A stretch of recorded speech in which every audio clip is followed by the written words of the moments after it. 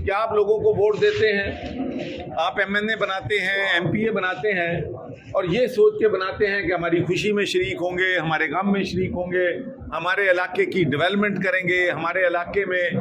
जो है अच्छे काम करेंगे। लेकिन बदकिस्मती से अक्सर जो आपके एमएनए एमपीए हैं, मैं नाम नहीं लेता, लोगों को पता होता है कि ये डेवलपमेंट के फंड्स आते हैं, ये आधा पैसा अपनी जेबों में डालते हैं और आधा प्रोजेक्ट पे लगाते हैं और उसका नतीजा ये निकलता है कि अगर नालियां बनाते हैं तो वो तीसरे दिन टूट जाती हैं, सड़क बनाते हैं तो वो टूट जाती है, फिल्ट्रेशन प्लांट लगाते हैं तो वो बंद होता है। तो ये सारी दो नंबरी ने इस मुल्क को तबाही के दहाने पे पहुंचाया। तो इस इलेक्शन में मेरा सिर्फ आप लोगों से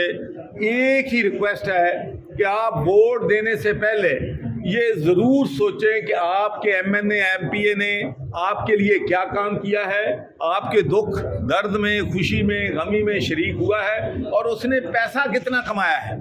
कितना कब्जा माफिया है, कितनी लोगों के